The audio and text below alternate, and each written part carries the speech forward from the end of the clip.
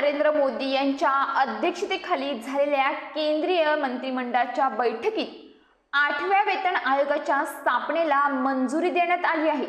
दरम्यान या 8व्या वेतन आयोगामुळे 1.2 कोटीहून अधिक केंद्रीय कर्मचारी आणि निवृत्ती वेतनधारकांच्या वेतन आणि निवृत्ती वेतनामध्ये सुधारणा होणार आहे। याबाबत माहिती देताना केंद्रीय मंत्री अश्विनी वैष्णव यांनी 8व्या वेतन आयोगाच्या शिफारसी पुढील वर्षी सादर केल्या जाणार असल्याचे स्पष्ट केले आहे। 7व्या वेतन आयोगाची मुदत 31 डिसेंबर 2025 रोजी संपत असल्याने केंद्रीय सरकारी कर्मचारी या संदर्भातील घोषणा होण्याची आतुरतेने वाट पाहत आहेत। नव्या वेतन आयोगाच्या स्थापनेबाबत गेल्या 1 वर्षभरात कर्मचारी प्रतिनिधी आणि विविध कामगार संघटनांनी सरकारसोबत अनेक बैठका घेतल्या आहेत। अर्थसंकल्पपूर्व बैठकीचा भाग म्हणून संघटनांनी अलीकडेच अर्थमंत्री निर्मला सीतारामन यांची भेट घेत सुमारे 50 लाख केंद्रीय सरकारी कर्मचारी आणि 67 लाख निवृत्ती वेतनधारकांसाठी 8वा वेतन आयोग स्थापन करण्याची मागणी केली होती।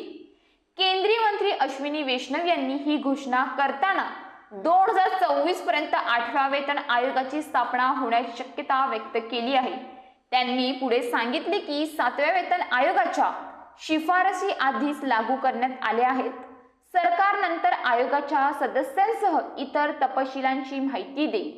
7व्या वेतन आयोगाद्वारे केंद्र सरकारी कर्मचाऱ्यांच्या वेतन रचनेत, भत्त्यात आणि निवृत्ती वेतनात महत्त्वपूर्ण बदल करण्यात आले आहेत, ज्यामुळे वेतन समानता आणि कर्मचारी व निवृत्ती वेतनधारक दोघांनाही त्याचा फायदा झाला। यानंतर आता सर्व केंद्रीय सरकारी कर्मचाऱ्यांचे लक्ष 8व्या वेतन केंद्रीय वेतन आयोगाच्या संभाव्य अंमलबजावणीकडे लागले आहे। 1946 साली केंद्रीय कर्मचाऱ्यांसाठी पहिला वेतन आयोग स्थापन करण्यात आला होता।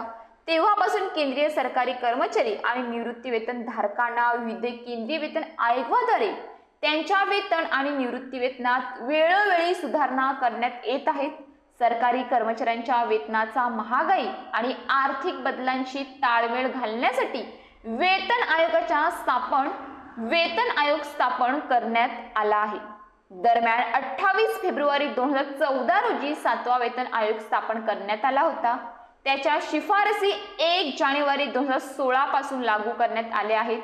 या वेतन आयोगाद्वारे केंद्रीय सरकारी कर्मचाऱ्यांचे किमान मूळ वेतन 7,000 रुपयांवरून 18,000 रुपये करण्यात आले होते।